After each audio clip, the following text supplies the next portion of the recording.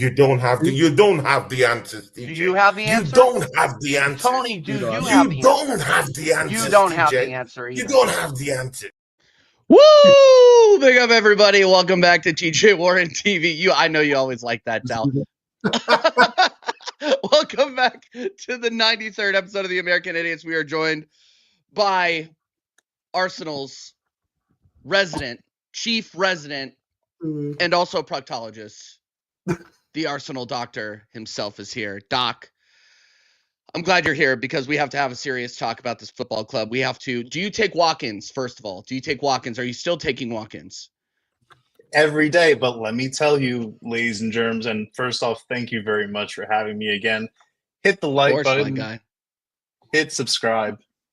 Do this channel a favor. Yes, we are taking walk-ins, but the lines, they are starting to wrap around the corners of the alleyways of London Colney. So, please do not hesitate. Run, do not walk. Absolutely.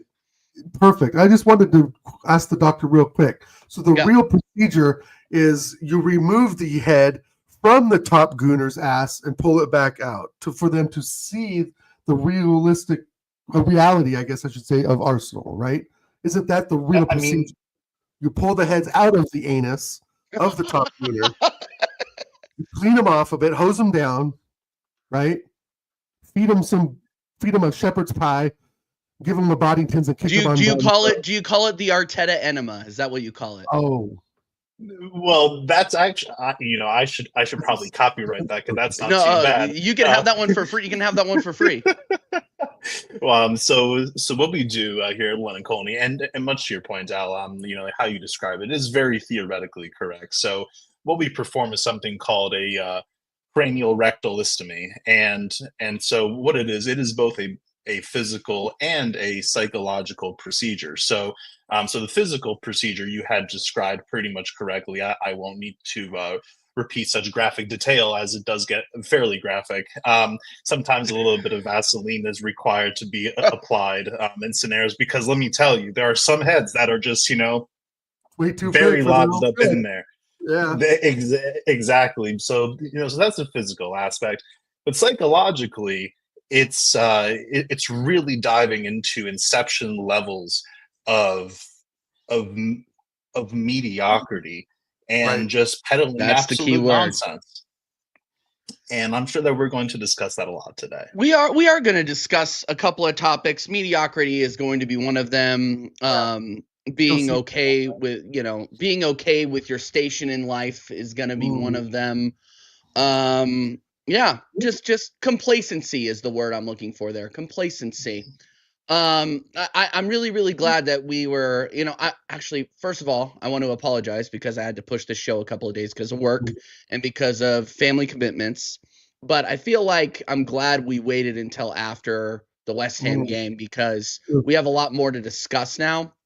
I feel like a lot of the shows that I was on prior to the West Ham game, we were saying, okay, well, this is it. This is the final straw. This is we either win this and keep going, or we lose and Liverpool win, and it's basically, it's not over, like numerically, mathematically, it's not over yet, but you can start to. A lot of people are starting to read the tea leaves, and I'm happy about that. Like we're finally at this point where people are starting to have real honest conversations about this manager, real honest conversations about this ownership. And man, I mean, look, I don't even know if you guys want to talk about the game, but it was the same old shit, different day, only a different number 9.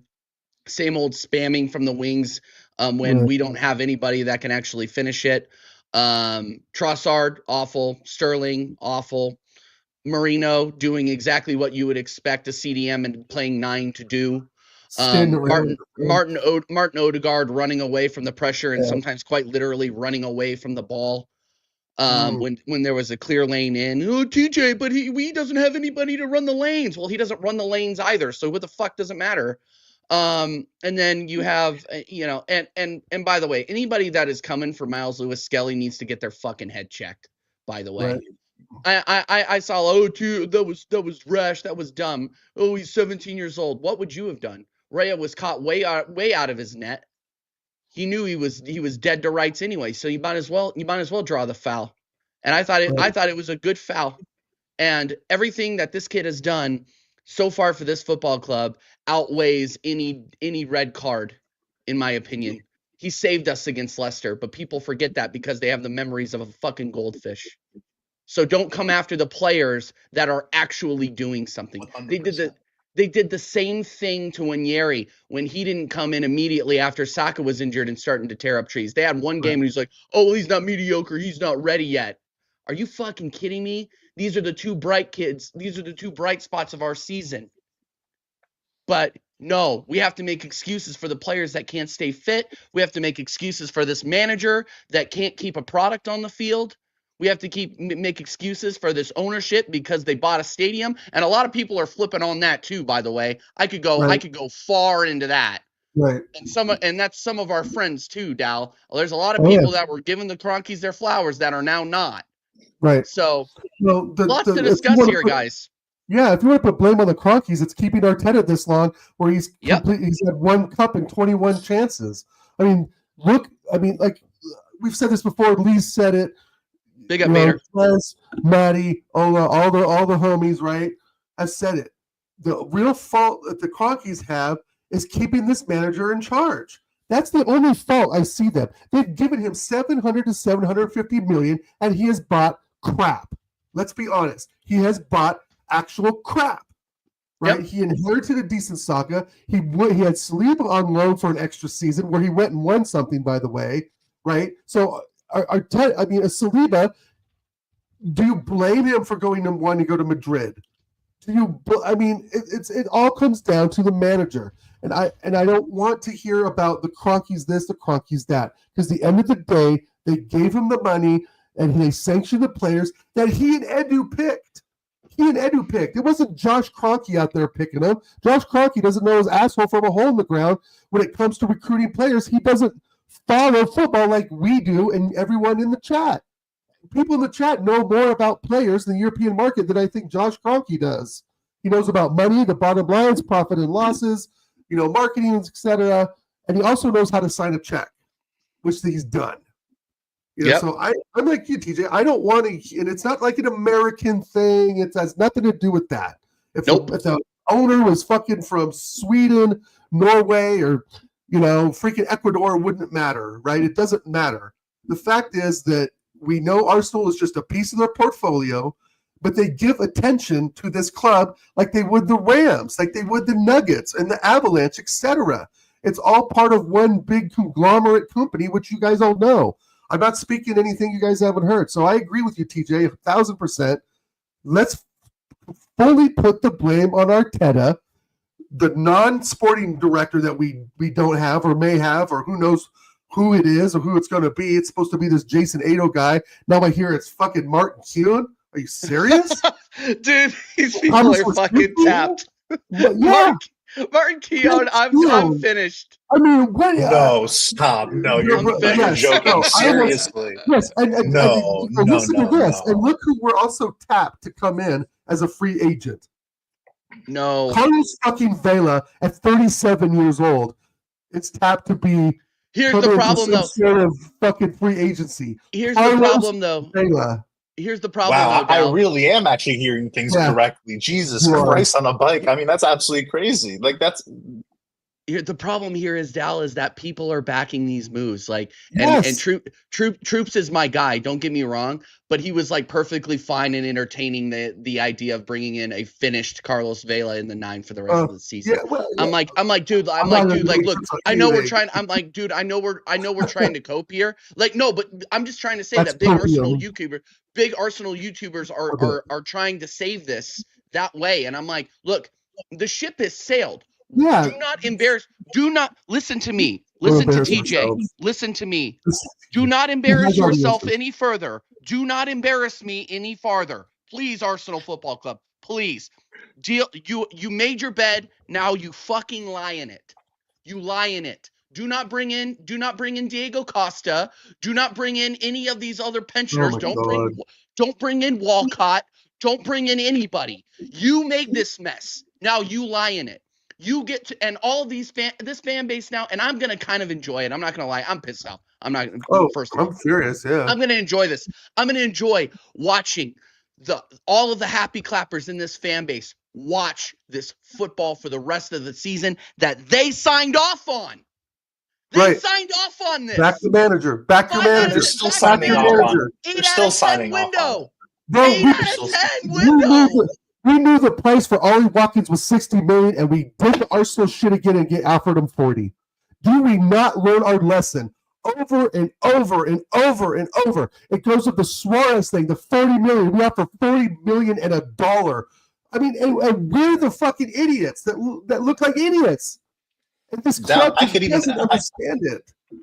I could even do you one better. You know, we could have gone for Jimenez and Kvara for $100 million. You know, like, and that would have solved two positions that we sorely needed, you know, upgrades in. Yeah, Jimenez was a done deal. We could Sesko. He was on the phone with Sesko. The whole thing is just it's a shit show from top to bottom, and that's why we need an experienced sporting director who has won things, who has a pedigree of winning things, and has a CV of bringing in players that have actually won things and have contributed to their national teams and so forth. There's no reason for William Saliba to stay at Arsenal anymore. His pals Mbappe and Camavinga winning things in Madrid, baby. He is already there. He is there. I'm telling you, the paperwork has been signed. There's no reason for Gabriel to stay here. There's no reason for Saka to stay here. I mean, fuck. If we don't win anything in the next 2 years, we're going to have a completely different squad. We're going to go through all this all over again, and it might even be with the same manager. You know, I'll even tell you this much. I would say that, I mean, I wouldn't be surprised if Ethan wants to leave. Rather he has been overlooked so often this season, especially during the time that that Pillow Foot was injured. He has been put off to the side for far too often, and now unfortunately, like, he's getting overutilized because of injury.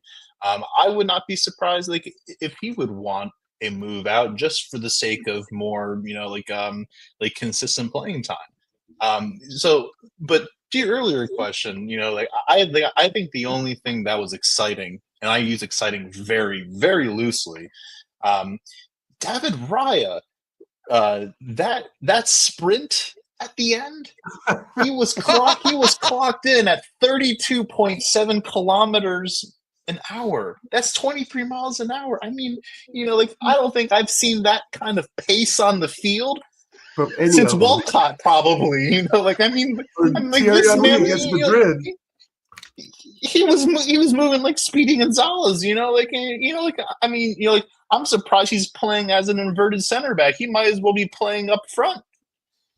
I mean, it's absolutely crazy. What this manager has done, what this ownership has done. So it's a two BX Gunners, statement a little bit earlier. Mm-hmm. That portion I'm not really sure of. I think there is some truth that they may have held back funds, but part of me thinks that they actually gave him the money, but he just didn't want to spend. I think this all stems back to the greatest. It's very similar, like, to the Greek story of Sisyphus. Where you push the boulder so far high up the mountain, but you don't get to the top, and then it falls right back down to the bottom. If Arteta were to go and do the business needed, go spend 200, 300 million, however many million, and get all the players that he needed to get over the line, and he still were to fail, then he would have no excuse and nowhere to run. And that would ultimately be the end of his, managerial career here at Arsenal. So I think it's purposely by design that he's not getting the players that we need just to bide more time. Perhaps it's just a theory. But On the other hand, like the Cronkies could also say, like, well, we have given you, over $750 million, Right. like to spend, and you still have not built a squad that can compete on multiple fronts and get over the line. Because again, like, why else did we sack Wenger for? Just that. And he was actually able to build a squad back then. Right. 2 or 3 of them. Right. And we sacked Wenger because the fan base wanted him out. Like financially he was doing bits for the club. He was doing things for the club with a squad that wasn't really that good. He was winning FA Cups with a squad that was mediocre. Let's be real. Now we have a squad that people rate is worth over $1 billion in terms of valuation, and we can't win shit.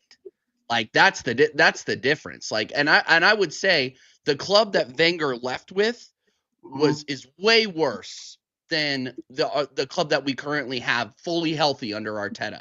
Like, so what is the problem? I would agree with that. What is the problem?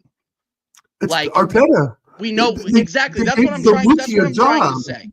They gave the rookie the job, TJ. They gave the rookie the job. I know, and you gave this guy. That's like giving me like an AR-15 and expecting me to hit a target, dude. I don't know. I've handled a gun maybe once in my life. Don't expect me to go out there and go to war. Right. Like, what the fuck are you talking about? Sure. Like, it's not going to happen. So I guess my question is look, like, I get on the job training and learning as you go, but when is enough? I always keep hearing the future is bright, guys. The future is bright. We have such a bright future with Wanyeri. And look, Igal, nice guy. I'll be on his channel in about an hour. We're gonna have an honest conversation. I'm not gonna say a bad word about him. We disagree on a lot. But he said we have a bright future in Wanyeri, and we have a bright future with Miles Lewis-Skelly. I agree that we do. But why did it take injuries to half the squad for Arteta to realize that and give these guys a shot? We were calling it back in August. We watched the Manchester United game. We watched the Liverpool game in the preseason, and we watched these kids cook. It wasn't hard to see. That. But when the chips were down and Odegaard was out, Ethan couldn't get a fucking sniff.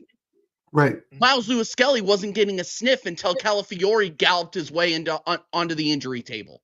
Like, what are we talking about here? And now they're saying that was a horse pun, wasn't it? That was a horse pun, yes. They literally like, and my issue is that they're praising him, and now they're trying to make water into wine. They're trying to make shit smell Schmidt. They're painting shit gold now and saying that, oh well, this is a silver lining because we get to see how bright our future is. When is the future now? That's my question. Yeah. When is the future now?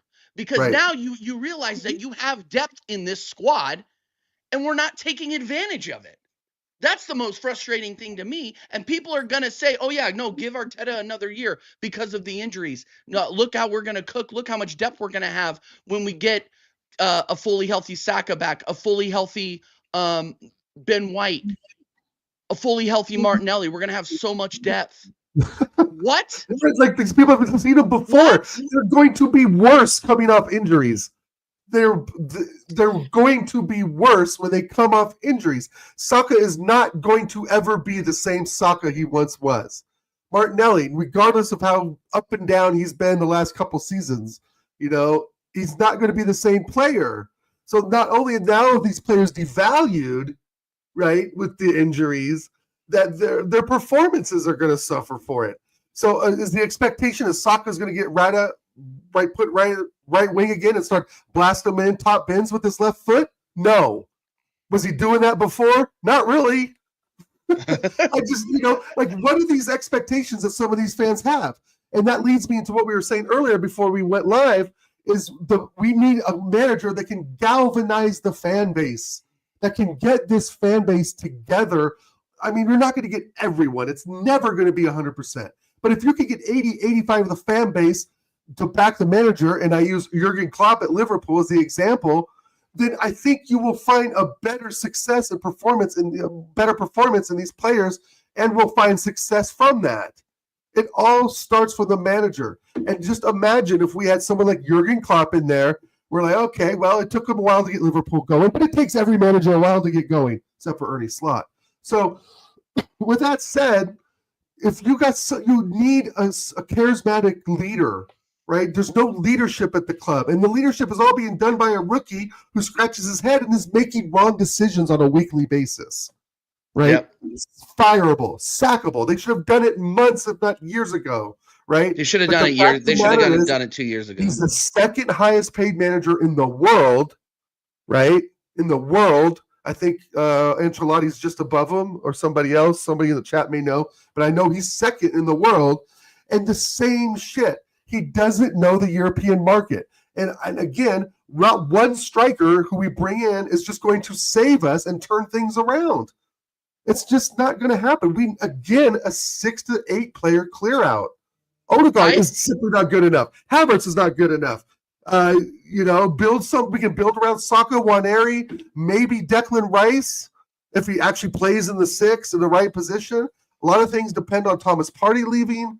I mean, I know just don't want to. things to do, but go ahead. Right.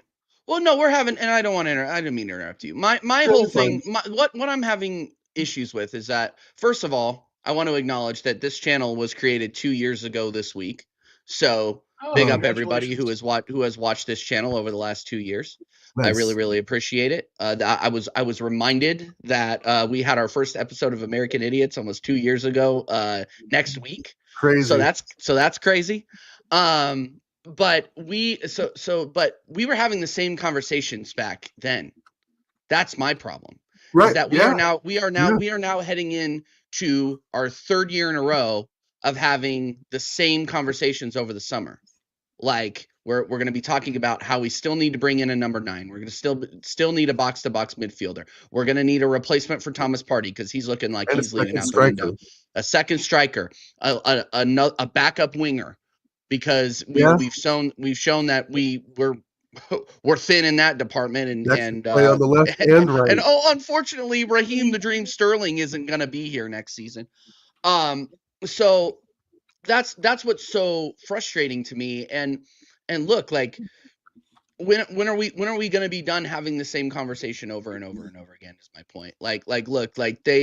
Have you ever seen that meme where like the guy is like digging and he's like this close to diamonds and he decides, oh, I'm tired, and he walks away? Yeah. I keep seeing that, and I'm kind of like, we're nowhere close to the diamonds. Right. We're not close. We don't reach finals.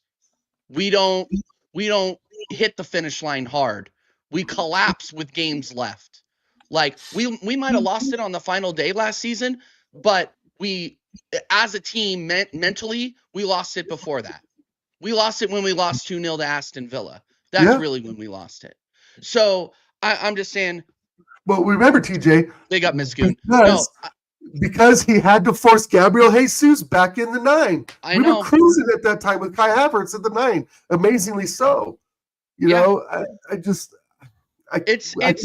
cannot stand by these decisions anymore that this guy makes. Yeah, and Acers, this is 100%. This is 100% true. Now, unfortunately, the league has so much parity right now that we are not going to drop out of the top 4 because nobody is consistent in this league outside of Liverpool.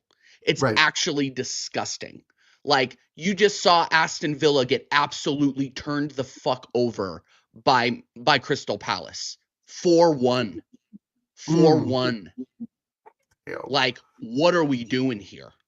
This is one of the like, in terms of parity, this is one of the most exciting leagues we've ever seen. One of the most exciting seasons we've seen in a long, long time, because the big teams aren't winning every game, and the mediocre teams are getting wins when they shouldn't be. So, I mean, it's Liverpool's league at this point because of that. But everybody's going to look back on this season. I'm really going to look back on this season and say, even more than last season, and say that was the season we should have done it. Because we were in a position to do it, we had the personnel to do it, but we played them into the ground and they got injured. Kai Havertz, as much as I don't rate that guy, he got played into the ground. Bukayo Saka played into the ground. For sure. Martinelli, I think that was bad Gabriel. luck. Gabriel was injured for a couple of games this Right. season. We were Good missing coach. Odegaard. Odegaard coming into international competition after playing all summer. Like these things, it's just frustrating because I don't see any decisions being made that will actually turn us into a different direction. Right. That's my problem. So I brought this up last night, and I want to see what you guys have to say. Big up, Josh, True Gooner. Why are you not a mod? Why is Josh not a mod? That's ridiculous, TJ. What the hell is going on here?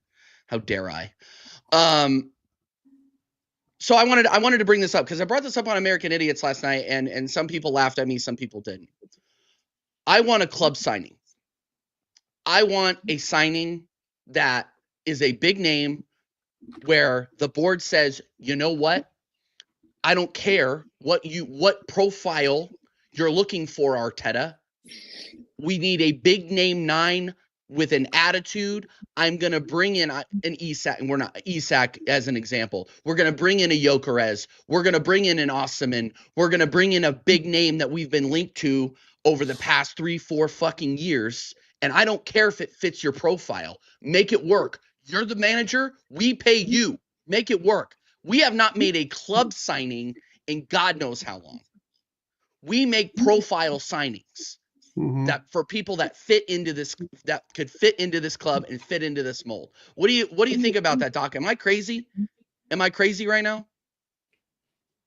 Well, you can tell me no. I'm wrong. It's fine.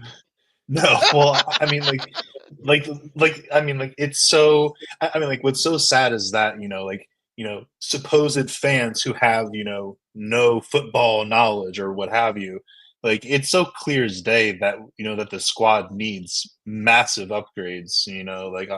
On quality. Right now we have a thin squad entirely by design, and we're missing people that need to rather that just simply elevate the squad altogether. Like Pillowfoot, for example, he's not a captain, and most of all,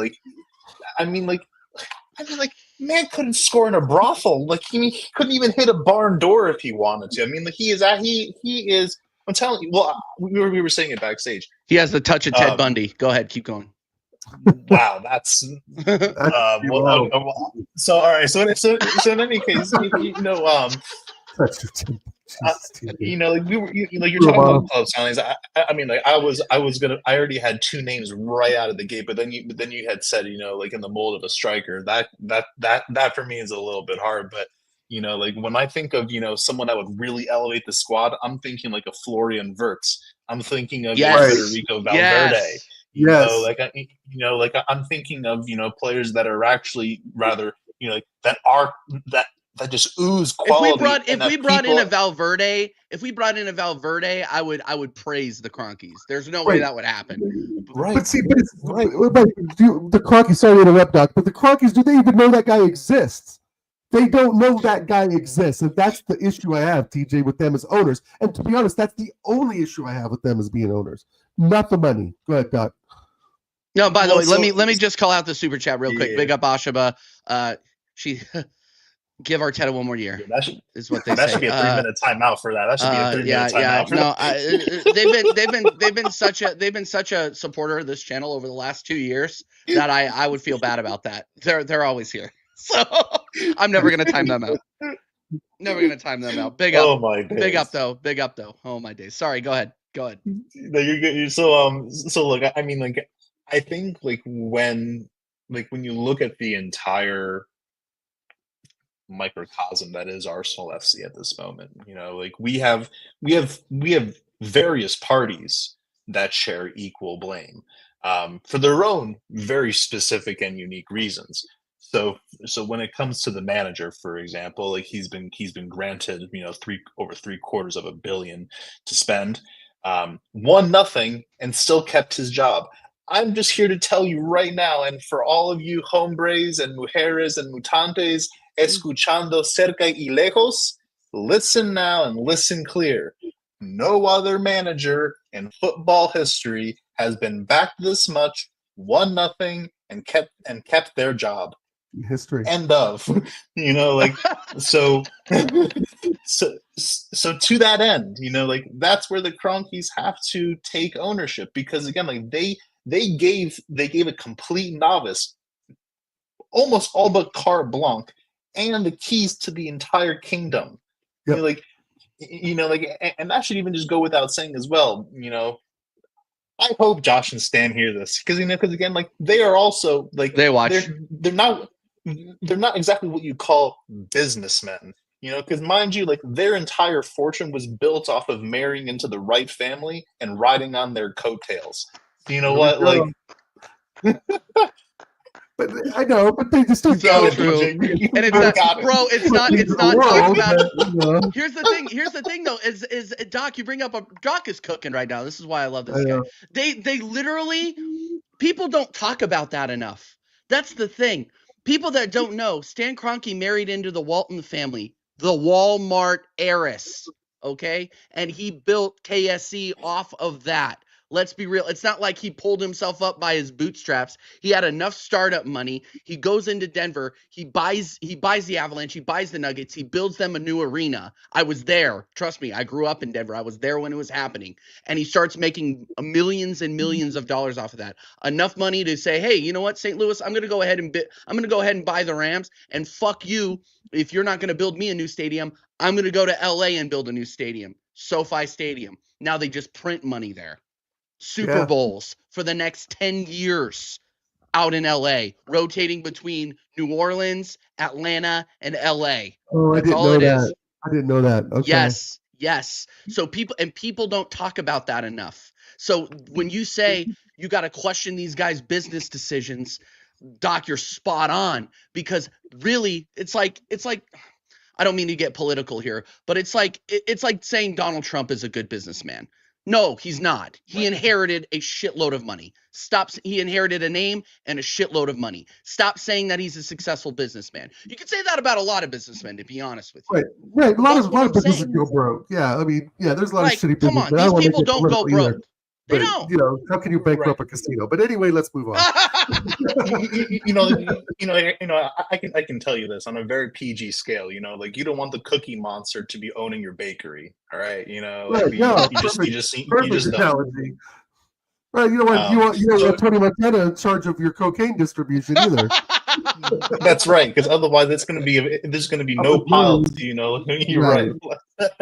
So so to that end, right? So the Cronkies have done all of that, right? They have given over $750 million to a novice manager who has not managed anything ever in his life except picking up cones off of a training field. You know, like and then furthermore, after upward failure, if you want to call that, because again, like finishing 8th twice, I believe it was, then finishing 5th after you bottled top 4, and now soon to be finishing twice back to back. I mean, like, what is this? You know, like a freaking Jay-Z, like triple album release. You know, like, I mean, like what are we doing here? And then on top of all of that, the Cronkies give him not only contract extensions but a pay increase.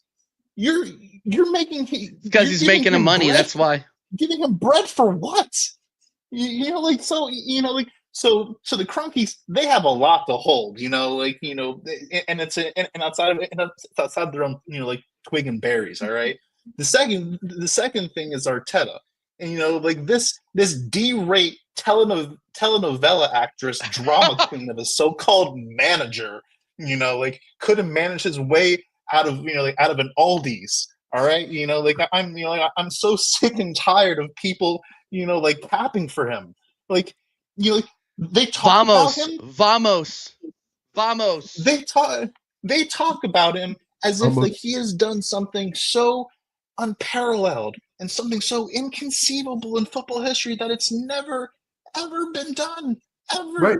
It's never been done. Finishing 2nd 3 years in a row. That's never been done. We are quickly turning into the Buffalo Bills of the Premier League. And if you don't understand that reference, go and look it up. The Buffalo Bills went to the Super Bowl 4 years in a row and lost. And we are quickly turning into them.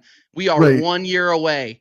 And look, I understand the Bills have never won a Super Bowl. Teacher, the Bills never won a Super Bowl. It's the same mentality. The Bills were stacked with a ton of great players. Jim Kelly, bro. And we have the Jim Kelly. We have the Bukayo Saka. We have the supposedly world-class Martin Odegaard. And now we're still not gonna win a title with it. We're still not going to. 21 years of no league title. 21 years. If I can possibly just land this point that I'm trying to make with Arteta. All right. So we know how, like psychology is a massive aspect in someone's life, right? Like how they conduct their actions on a day-to-day basis, and we know that losing silverware as a competitive athletic, rather as a competitive athlete, that can be, that can psychologically affect you, right? Yeah. So since we have won the title back in 2003, 2004 with the Invincibles, we have bottled 5 league titles. Yeah. I'm not even counting. I'm not even counting this year because we were never in it. So 2007, 2008, 2013 to 2014, 2015 to 2016, 22, 23, 23, 24. Yeah. 5. And let me tell you, guess who had participated in 4 of them, both as a player, I'm gonna give it away, and as a manager. Yeah, Arteta. So there's a psychological, this psychological disorder called traumatic repetition reenactment. Basically repeatedly engaging in behaviors or seeking experiences that echo early life experiences, including past traumas. And so what this God, I feel like I'm in therapy right now. Keep going. I'm telling you, like this performing arts instructor, like today, I'm not sure if you listened to his press press conference earlier today. Like, I'm not going to quit over my dead body. I mean, this is so off Broadway, West End. I mean, like, this is so ridiculous. I mean, over my dead body. Like, what are you doing here? Like, stop it. Like, who you? Stop it. He's already dead. And then he said even further, talking about like mathematically X, Y, and Z, like, and if we don't get over the line, then I'll go home. Please, Tapas, go home. We're done. Like, we've been done. This whole 5-year experiment process, it's done. All these BS narratives that have been peddled by all of the Arteta sexuals and all the fangirls, who for some reason have latched onto him, like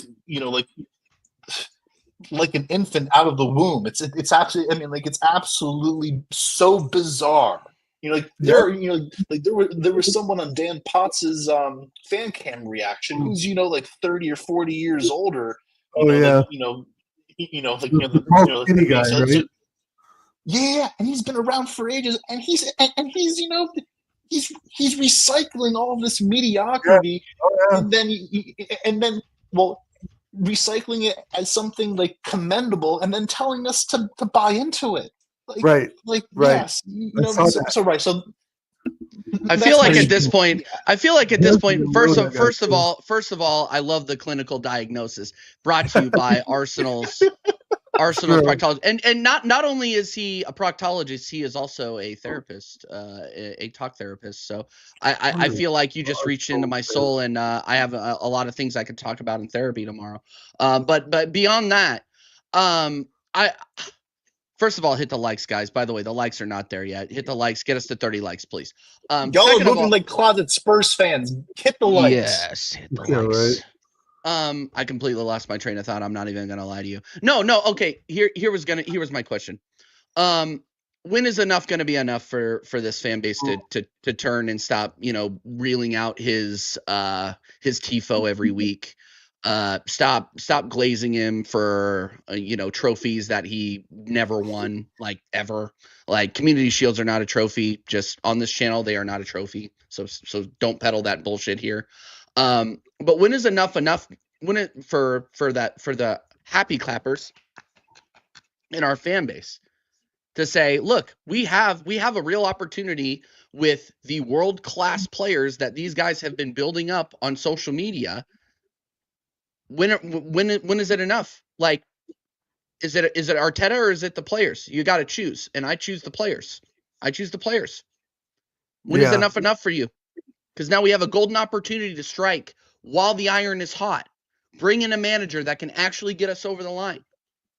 But when is it gonna enough gonna be enough for these guys?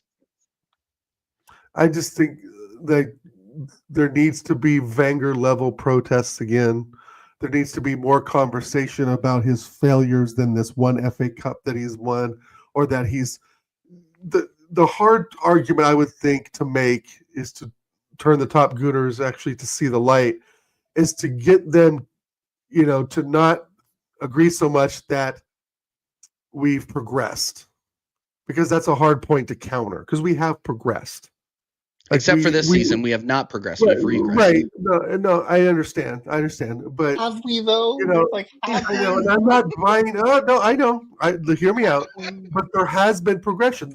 We have got rid of Socrates and Holding, right? We've gotten rid of all that deadwood we talked about. Pablo Mari. Right? But that's an Arteta buy. Right? So. Just to play devil's advocate, would you rather have Socrates or Kivior? Dude, Kiwior. Sorry. Kiwior. Okay. Yeah. Okay. Sorry. Okay, no, I'm sorry. No. The genuine question had to ask. Robbie, big up. Absolutely not. We can do that on another show. I think I go back to my main point is they need to look at the real numbers. We've won 1 cup in 21 attempts. Right, AJ Byatt keeps track of this. Shout out AJ. He keeps track of all this stuff. Right, we have there's nothing to back up what this manager's done. Second place, great. Now get it over the line. Okay, next season, like Doc was saying, same thing. Get it over the line. Can't do it. Now this year we've really fallen back. This is a worse squad than it was 2 years ago with Granit Xhaka in it. With his final season here, another player that we always wanted out. And now it's like we got worse. And this is the point why the manager has to go first before any transfers happen. It's not going to mean shit to get Gyökeres in here if he's playing with chains on. It's not going to mean shit to have Osimhen in here if he's not around, if he's not available, or told to, or just let him play. Running around the box as a mobile gazelle-like striker, right? That's what he does. Again, one striker ain't going to save us. It starts at the manager level. We got to get someone to completely galvanize the fan base again. And then and the signings will come.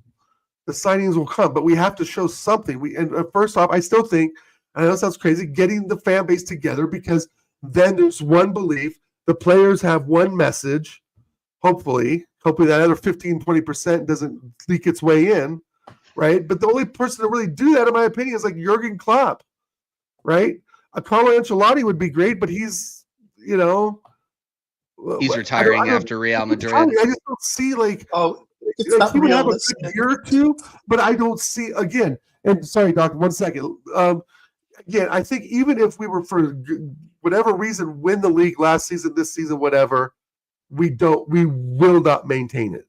It will be looked at as a Leicester flash in the pan, 1 season off win, because we've never even defended the Invincibles. We came close, right? A few seasons in there. I think we didn't win it by a few points. I don't remember the outcome of the 2004 season. I think United won it, but fact being, it starts with the manager. I think the owners have backed him.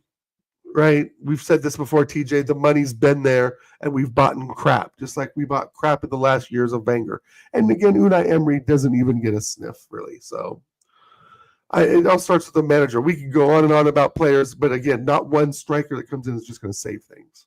Yeah, I know. Oh, yeah, and by the way, congratulations to Chelsea for beating one of the worst Premier League sides we've seen in the last 15 years. Congratulations. Happy.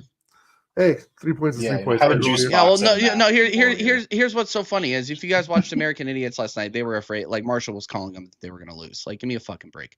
Anyway, sorry. Literally the worst batch of championship teams we've ever seen come up. Anyway, sorry. I don't want to get on that again. But yeah, congratulations to Chelsea, I guess. Yeah. Anyway, sorry to get off topic there. Yeah, no, and look, here I agree with you, Dal. I agree that it's going to take massive protests, but the problem is that we do get results. Like up until West Ham, we hadn't lost in the Premier League in what? 10, 11 games? 15. 13 games. Yeah. 15. But 15 games, okay, 15. Even more than I thought. Like look, we do get results, but I think it papers over the cracks. Like we lose by drawing. That's how we do it. How many draws do we have in the league? 7? 8? Oh God, more than that. Yeah, 10, maybe 8. Yeah, let me actually look. I don't know what our record is right off the top of my head. Yeah. I just think that we're not going to defend it. Like even people do defend it though. Like that's the problem. Points. I know it's nothing. 8 draws. We're 8. I thought I saw 8 the other day. Jesus. I just don't feel like okay if we win it, yay. Then what? We aren't going to, so don't even worry about that. Right. I mean, if for the grace of the football gods to bear down and the stars align for us, and we beat Liverpool by 1 point, because they would have to have a complete fall off, right? They would have to literally lose like 5 games in a row or something like that. Like the maths don't math. I don't care what Arteta says. He can kiss my rosy red ass. The maths don't math, right? He doesn't do the math. He can't do math. He offered $40 million for 60 million Watkins. Last time I thought 60 million equaled 60 million, not fucking 40. You know, I that's the dude. I just want him out. This is my second day. I'm so upset that what you're saying, TJ, is like you're right. There's a certain group of the fan base that will keep this fucker in a job when he produces really nothing. The run of games looks great. But there's many teams that go on a run of games throughout the season that we don't even talk about.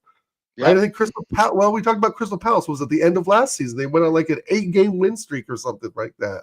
Right? Yep. 9 games, 9-1 or something.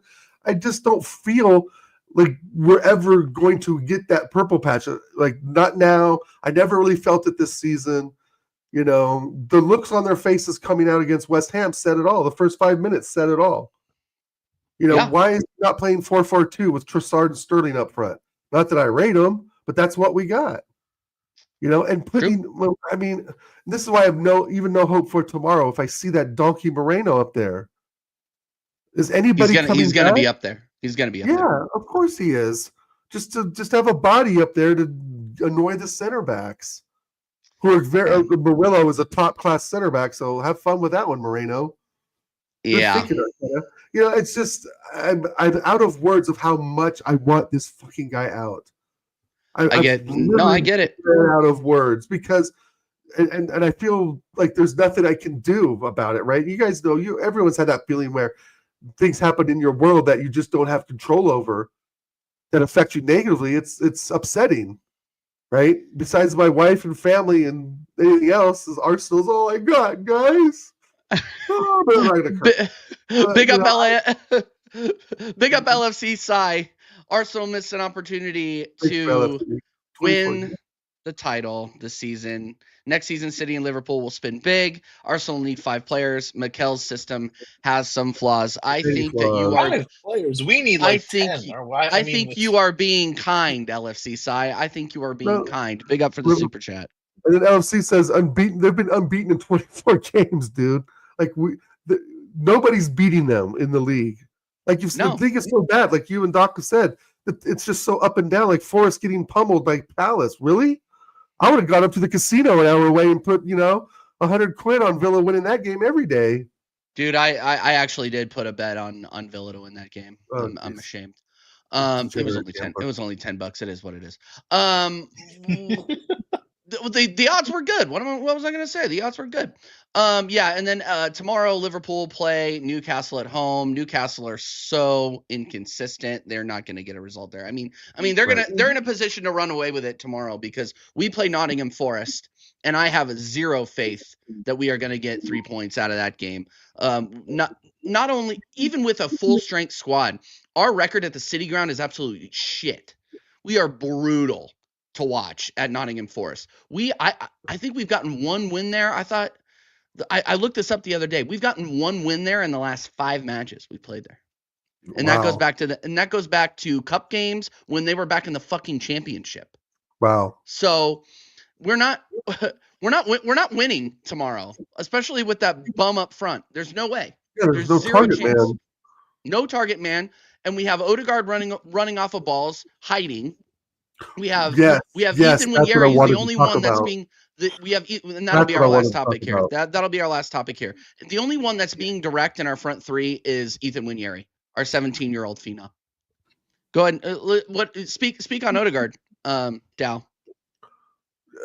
Did my eyes deceive me with that through ball from Trossard? Did he really run into a 4-man defense running at him? Yeah. He ran between that 4-man defense. All Trossard had to do was play the ball straight, and he would have gone right onto it. What is this guy? Let me throw this back to you guys. What does he bring? Besides a few tricks, fantastic. It's not his fault, Dal. It's not his fault. Sneaky reverse passes. Dal, it's not his fault because nobody's running the channels. He was the one running the channel. He was the one running the channel. A channel is for those who don't know, the channel is the space between the fucking defenders. If you don't know that, you're watching the wrong fucking show on YouTube and go back to watching fucking Gaelic field hockey or some shit. And let me tell you, there was so much of a channel there. It would dwarf the English channel. Yeah. It was the Panama fucking Canal, doctor. That thing was open as wide as my ex's fucking hips. Dude, you could have put a jumbo jet through there, TJ. You could have thrown a fucking jumbo jet through there, mate. Right through there. But you know who would have gotten it done, mate? Roberto Di Matteo, mate. Roberto Di Matteo would have ran that channel. It's just like, fuck. It's like, you've got to do that. And here's the thing. Do you guys think Arteta will go back, look at the film, and point that fucker out and say, what on God's green earth are you doing, you Norwegian fuck? Because that is the dumbest shit I have seen from a captain midfielder. He ran away from the ball. Can I be honest with you? There'll be repercussions. Can I be honest with you? Yeah. Oh, man. He's landed. Oh, shit. He's landed. The logo right there. Oh, dang. The logo went away. He's landed. What up? The show's over. Yo, what are we saying, bro? Can you hear me loud and clear, yeah? Oh, Yeah. There you go. How we doing, gents? How we doing? We're angry. Pissed off that we're not lifting a trophy for the 21st year in a row. Listen, man. I've been listening to you guys for the past hour. Thank you for inviting me. And I had a mare today, brother. So I want to apologize on behalf of everybody on the panel in the chat. Before I go ahead and give my lame ass excuse, do me a favor and slap a like.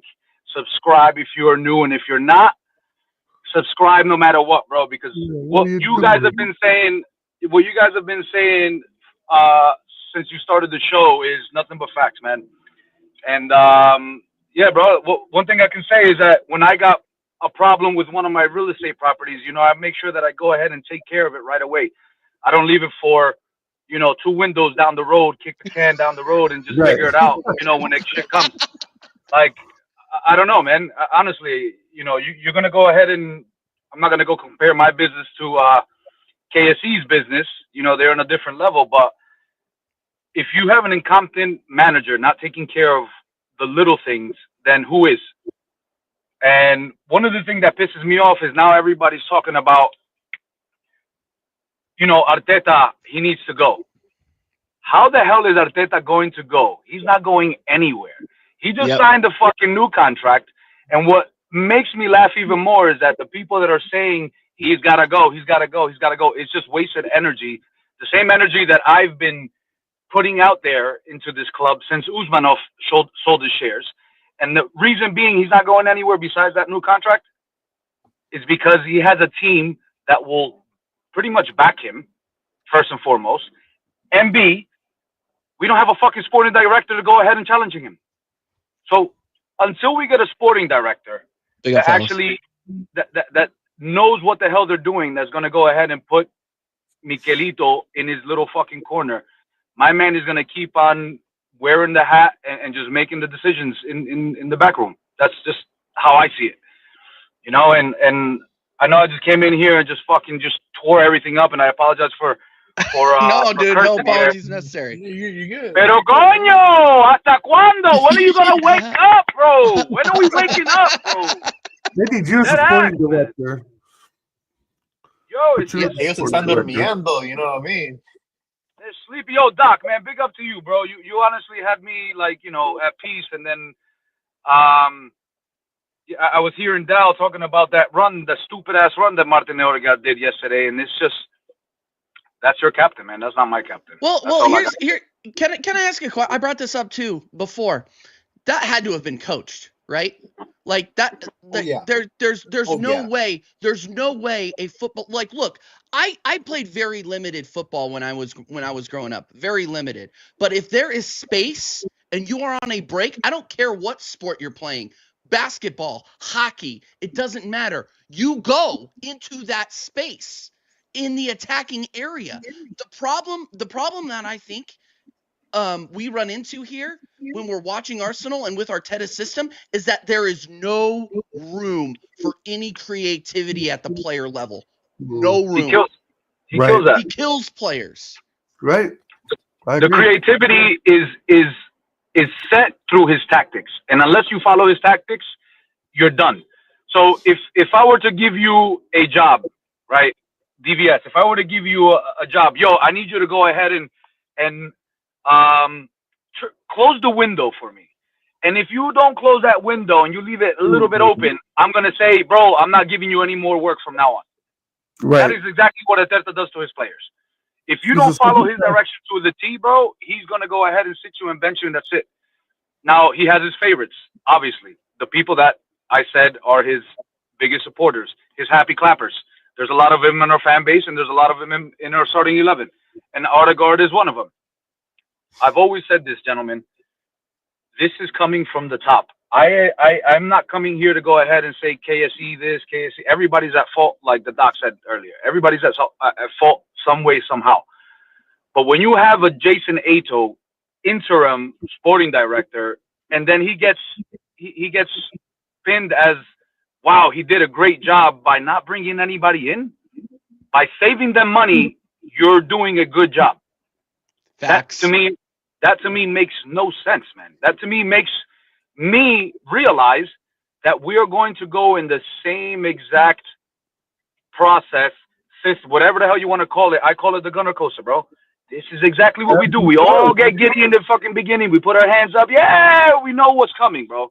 We know what's coming, and then there's just a part of the fan base that they want to be the top of the tops, and it just shits them in the face, and then they go ahead and then they come out with another excuse to kind of kick the can down the road again. Gentlemen, there's nothing that you haven't said that I'm not saying. It's just really a team like you. Yo, big up to you, TJ. The Buffalo Bills is a great example. I remember the Buffalo Bills. They were huge in New York. Now look where they are now. Look where they are now. They're probably like at the Cherries level. Do we want to turn into a Cherries? Bournemouth is probably playing better football than us right now. They are playing better football than us. They have the regression. in terms of team, in terms of style of play, and in terms of decision making. The entire club has shit the bed this season. Mm-hmm. Has shit the bed from top to fucking bottom, man. And there's no explanation. There's nobody putting their head above the parapet to say, hey, this is why it's happening. And that is exactly what they want. Just like a few years ago, they want to shut everybody up, alien everybody, separate the two fan bases so they could go ahead and just eat each other up while they're going ahead and still eating their caviar. That's exactly what's happening. So big up, bro. Anybody that's behind this process, go fuck yourself. How about that? 100. I like that. Well said. Well said. Like, and much to that, like that's, like it's entirely part of that entire bait and switch that this ownership and manager have conducted upon the entire fan base ever since Arteta has gotten the job to begin with. Like, like so, like like and they, like it's very much like a magic trick. Like they, they get rather like they get excited by the presentation, but then they get fooled by the prestige, which is a great movie, by the way, in case if great movie. That is a great movie. Big up Yeah. Asian Reds TV too, by the way. I have no response to this. I have no response. You guys won. Congratulations on the league. Go ahead. Sorry to interrupt you. No. So no, you're good. So like it's this bait and switch that that they are rather that we are in a process to win silverware. That's like that's the bait that they have been like peddling us for the last 5 years. When really like, and as Turkish, I actually just said recently, big up Turkish. Like their process is to be raking in money. It's to be it's to be expanding and amplifying their profit margin. Like at all costs, whether whether it be making like the season tickets, like both individually and across the season being some of the most expensive in the league. You're also charging above top dollar for merchandise that's peddled on a weekly basis. Like you're doing all of these things to expand your brand, except winning silverware, which actually is like the biggest thing that you can do to expand your brand, which that's like the entire irony behind it. And what they'll continue to do, because all they really care about is qualifying for the Champions League. They're going to keep continue to peddle this project when Saliba leaves, because he's already gone. Saliba's already gone. Like at this point, it's a matter about keeping Gabriel. And at this stage, I wouldn't blame him if he wants to leave. He would probably go back to like PSG. Maybe maybe Real Madrid will go in for both of them. It's not to say that Man City hasn't gone in and rated us for players multiple times. Like within one season. We need to give these players a reason to stay. And honestly, I think Mikel's already lost half the dressing room at this point. Like the tactics are absolutely atrocious. I mean, like, and it's not to say that we haven't played well in years past. Just 2 years ago, we were playing excellently as far as stylistically, and we just simply collapsed. But now we're playing like absolute dog water. I mean, like it's just not enjoyable to watch. And the players, we do have quality players, but they're being held back. Like even Saka had said, like around the time of the World Cup, that he likes to go forward, and he's given license to go forward with the national team. But it's Arteta's tactics that make him play more defensively, like at the club level. Like it's entirely on Tapas Pulis. That's this is exactly all his doing. So listen, Doc. It's slow, sad, and sorry. The same exact football that Arteta played when he was a player. That's just the reality, and he's going back to defensive mastermind. I don't know if he's trying to go ahead and try to get a statue outside the Emirates for himself.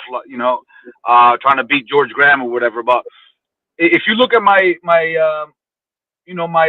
Twitter or my X, whatever the hell you want to call it, back when the transfer window even closed in the summer, I said Arteta is taking the defensive they say defense wins championships. I'm like, he's literally taking it to like a whole different level of defense wins championships. Because if it were me, I think anybody would understand that a striker was needed, or at least another striking option was needed. But for him to go ahead and put all his chips again into our defense, we already know that it left us short a long time ago. Ever since that shit happened, I said this guy does not know how to bring the best out of attackers, which is why he's rather invest in a midfielder and defensive units that can go ahead and be versatile. And to your point, Doc, you're talking about, we're getting swindled, right? Did anybody get a subliminal message? Does everybody know what that means in the chat, right, on the panel? Yeah. Subliminal message? Weren't we getting, wasn't our players getting pickpocketed? That's exactly what the fuck they're doing to us. We're getting pickpocketed. Right. We're honestly getting pickpocketed in front of our faces. And we're all like, this is fucking fantastic. Yeah, let's all do it. I'm like, bro, it's in our face. They're fucking with us. They're telling us you have to go to a certain amount of games or we're taking your tickets from you. You're getting swindled. And guess what? People will still pay for it. People will still show up and they don't want to leave the seats empty. There's not going to be any revolt. There's not going to be any revolution until we lose. Saliba will probably be the first chip that people will start being like, oh, shit. Because I guarantee you, they're as much in love with Arteta as much as Saliba's pick in the dressing room when he was under 20s. And you know what I'm talking about. That's what they love. They love all that shit. They love all that shit because they wank off to this fucking club and the manager and some of these fucking players before they actually see that what's the most important is that we win something. We're not asking to win everything, right? How many teams have won a quad? Right? The trips. How many trips? How many trips have we seen in a lifetime? It can be done. But guess what? Once you start throwing out the little cups and once you start going ahead and depleting our squad and you start running players into the ground, what makes me feel confident that when we do sell Saliba, we're going to go ahead and first, A, entice these players, top world-class players to come, and B, why the fuck would they want to come? Because they're being overplayed. That's what I've been saying. The whole stream is there's no real leverage that Arteta and Arsenal have to get the top names in. But if we're like this summer, it's ridiculous of us, Capo, to think that Isak is just going to join Arsenal. There's going to be 8 different clubs looking for him. It's ridiculous to think that Gyökeres is a done deal. He'll want to come to Arsenal. There'll be 7 or 8 clubs looking for him. Zubimendi's not even done. Zubimendi's not even done. None of that's done. Zubimendi's not done. I think that was all garbage, by the way. I'm just saying. Of course it is, bro. Look at the timing. We're getting swindled. It's swindled, bro. Subliminal messaging. Let's shut these guys up for a little bit. Let's give them a little crumb here so they can feed off of, because they're going to come back like fucking rats again. This is exactly what's going to happen, man. I really just don't see any reason, as sad as it is, for anyone to really join. I mean, if we were to go... I got to step away for just a minute, guys. I'll be right back. If we were to go attempt to get someone like Pedri or Gavi at Barcelona, right? Or, my God, you mean Lamal of all people, right? And try and tell them we're building a project, they'd be like, what project are you talking about? You've been in a project for 21 fucking years. There's no project here. This is a mid-level team punching above their waist because they have a handful of decent players that can play. That's what we are. We have a handful of decent players that can actually go out there and perform, mostly on a week out basis, and actually get something, regardless of the manager. But the problem is, like, I don't know if you heard this, Capo, we need someone like Klopp, in my opinion, to galvanize the fan base again. Get 85%, 90% of the fans on the right page. Get some inspiration in the club to actually go out and look organized, to go out and win things, right? They don't want that. They don't want that. They don't. But see, that's where I have a problem. That's where my problem is the Cronkies aren't willing to go outside of the box, because we've been in the same box with Arteta now for 5.5, 6 years, to go outside of the box, get him out of there, get an experienced sporting director who can go to Klopp right? Ancelotti, I mean, whatever big name you want to throw in there. I like Klopp for as what would be the perfect fit for me, and to get the fans to tell the fans that yes, it's been bad. Yes, it's a new generation. We're going to start again, but really mean it, and go out and get some of these players from other top clubs, because I think the manager is the face of the club, man. Right? It's the face of the club cannot be fucking Odegaard. It cannot be Saliba. It cannot be Gabriel. The face of the club is Arteta. And that face needs to change this summer. But we know it's not. Oh, this is a waste of breath because he already signed a new contract. Right? Well, going back to a point that we were talking about earlier, basically rather what is that threshold as far as forcing the Kroenke's hand to actually do something? And we can certainly debate as far as what rather to what extent we would need we as a fan base collectively would need to hit their their profit margins, but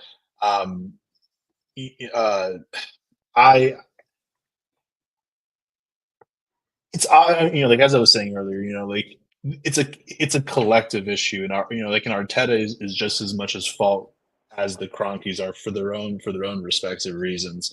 At what point do you think that they'll just take the hit and say, okay, you know what? Let's just pay off Arteta's contract overall. Let's just get him out. When the they fans won't, stop, they won't. We would need to drop out of Europe. Yeah. For that. Yeah, bro. Yeah. When the fans stop showing up and there's large protests, but you're not going to get that because, like I said, so you were talking before about, I think, 40% of this 55% of the fan base is for Arteta, and not to say that 45 isn't. I think 45 is undecided. To be honest, yeah, exactly. Listen, they don't want a winning manager, DVS. They don't want a winning manager. KSC wants a yes man in Arteta. They protect him, right? They said just put all the blame on us. Hey, we didn't give you the funds. We didn't give you the money. It's our fault. They love you, Arteta. They're not gonna give you shit for it. They're gonna blame it on us. We'd rather have it that way. And guess what? Arteta gets that blanket from KSC, and the players get that blanket from Arteta. So it comes from the top, man. It comes from the top. And if our fan base doesn't want a winning manager that has trophies in their cabinet, and rather give the time to Arteta because we have Nwaneri, we have Lewis Kelly coming in, we have this, who's this, the Dowman kid, 16-year-old kid, 14 years old. Bro, listen, he's too young to play. But this is what their hope is. They have hope in things that will get better just so they can be like, I told you so. Fucking 10 years later, I told you so. Man, come on, man. I'm going to be I'm getting grades here. Here's the thing, Capo, is that there's no guarantee. Right, Max Dowman may become a top player at 17, 18 years old. If we win nothing with him, and even now, obviously, without him in the first team, why is he going to stay? We've punted off Chuby Martin to Man United. The kid was scoring 7 goals a game. We could have used him over Moreno. We could use this Nathan kid we have on the bench who's a 17-year-old striker. We could put him over Moreno. I would have taken Rashi, bro. It's like there's Max Dowman, yes, great to 15, 18 years old. We'll see what he can do. But I guarantee you, if he's good as they say he is, there'll be a host of top clubs in Europe looking to sign him. And if we aren't winning things within that time period for Mr. Little Max Dowman, he will fucking leave. Just like Waneri will leave. Skelly will leave. They will leave. Saka, I think, is the outlier. People said in the chat before, Saka ain't going to leave. Wait till we don't win anything and Bayern Munich comes in with a contract. Well, listen, with the amount of injuries, now that we're talking about players really quick, and I ended on this. With Saka's injury, we don't know how good he's going to come back, first and foremost. Right. That looks ugly, right? I don't want him back this season, by the way. No, for sure. I don't want him back either. For what? He's going to play in April. He should not be back. Well, we're going to bring him back. We're going to force him back in CL, and then Arteta's going to go kick. Arteta's going to kick him back onto the fucking field when he's holding his hamstring again, bro. That's exactly what's going to happen. If Starboy's ready, will want him to play. Jesus, another one. He's going to go on a free. Tamayasu, just had surgery. He's gonna go on a free. Havertz not coming back until next season. He's going on a free. So where are we getting all this money from? We do not say his name. Kaidaver. He is a pack mule with 4 right hooves. Like, he does not deserve like our time or the mention of his name until he starts putting some respect on his own name first. Sorry to interject. No, he's no. You're good, man. Like I said, man, I'm just lost for words. I've been numb to this shit for the longest, and last 2 years they kind of were bringing me back in, and then they let me down once again, man. Let us all down, and I'm not expecting any different come this summer. I honestly don't think we're going to sign the players that we're going to need to sign. We're going to be one player short, like we have been for the last 15 years, and it's that nearly team, that close. The Buffalo Bills, we were that close, my man, and then it's just back to reality for some of them. There's going to be people that are going to be fine with it. Top 4 is the goal. Right? Top 4 is there. 4 years in a row for the Bills. It could be 4 years in a row for Arsenal next year. It's scary, bro. It's scary. Well, it probably will be. This club is shambolic, bro.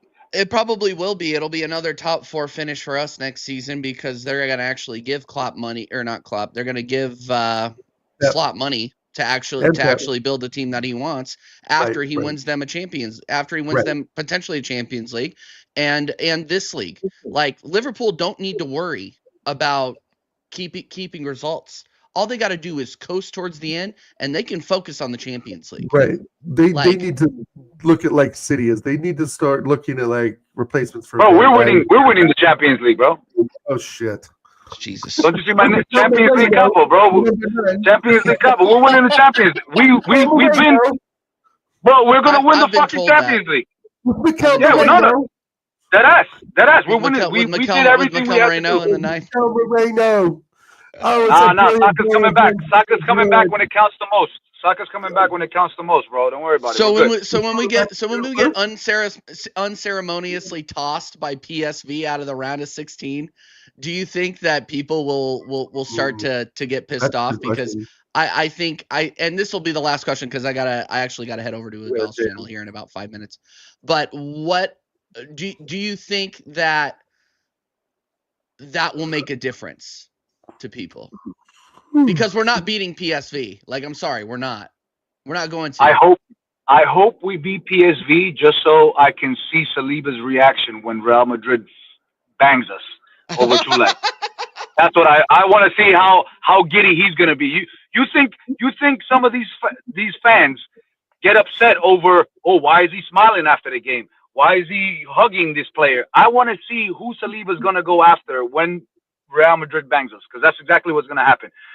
They have too much attacking threat, even though they're playing garbage. But you can see that against Man City, they can turn it on whenever they need to. And we don't have an attacking front 3, or just we don't have any attack whatsoever for us to even make a dent into the legs, man. So that's what I want to see. I want to see us go against PSV, past them, go to Real Madrid, and that's when I'm going to see exactly what's going to happen next season, who we're going to have, who we're not going to have. Oh God, it'll be Jesus. Our final thoughts, Arsenal's chief proctologist.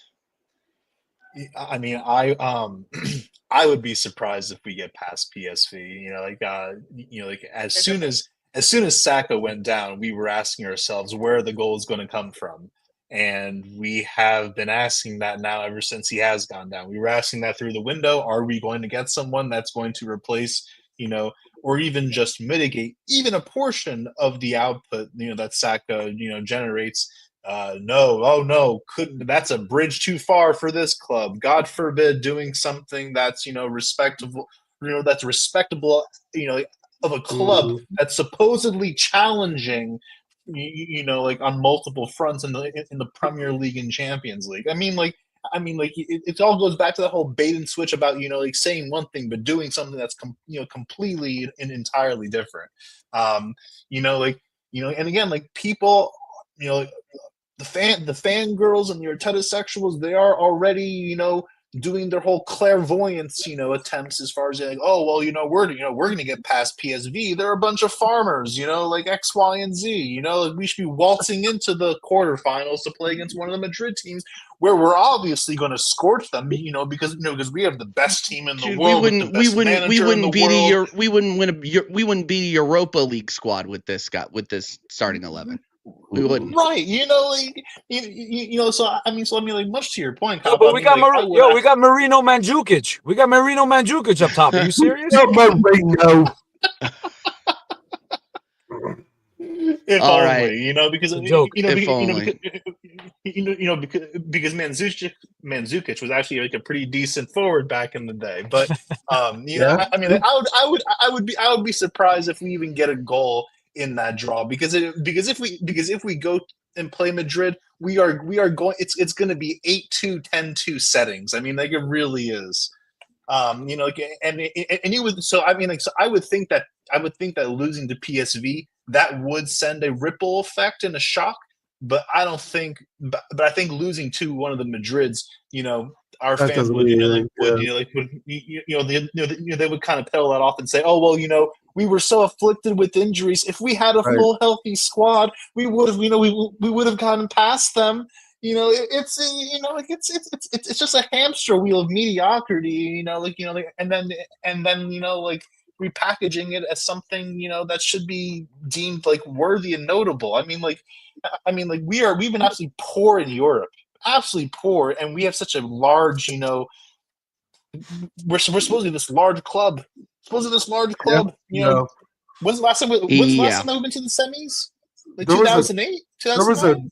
There was a ranking table that had the UEFA top Champions League clubs of the last 20 years or something like that. And Arsenal was 19th out of 20th. And on that note, And on that note, we got to wrap up. Big up Arsenal FC's chief proctologist. Obviously, you will be back. Football Capo, you will be back. We need to have more serious conversations with you. Yeah, no, I need to be in my element without this noise around me, bro. I apologize again, man. I couldn't leave you hanging. I needed to show this face and just get shit off my chest. But I promise you, next time I'll have the entire day clear so that we can go ahead and dissect what we are going to see over the next couple of weeks. Really quick, what are you guys saying for tomorrow? 2-1? I'm going 2. Arsenal 3-1, baby. We're gonna beat them. We're gonna beat them. 1-1. I'm going 3-1 Forest. Yeah, that's how I'm feeling. I'm thinking 3-1, 2-1, something crazy. They're gonna be crazy. That is crazy. I'm thinking easy. All right. 2-0 Forest. Gentlemen, I appreciate you as always. Yes. Thank you, everyone. Thank you, everybody. Thank you for everybody that super chatted as well, by the way. Big up Ashba and big up LFC. Big up, Dal. I love doing this show with you, brother. It's the best ever. Absolutely. Okay, guys, we're going to redirect you over to Egal, where me and Connor are going to go to war. So do me a favor. Do me a favor, guys. Go over there. Say TJ Warren TV raid. Be respectful. We are going to be respectful. Are you not simulcasting it on your channel either? No, I'm not. I'm not simulcasting it. No, we're just going to go over to Egal. So I'm going to redirect over there. Everybody, be respectful. Smash the like. Subscribe to him if you haven't already, and we will see you here in a few minutes. Michael Shakespeare. You don't have the answers. DJ. Do you have the answer? You don't have the answer. Tony, do you have the answer? You don't have the answer. You don't have the answer either. You don't have the answer.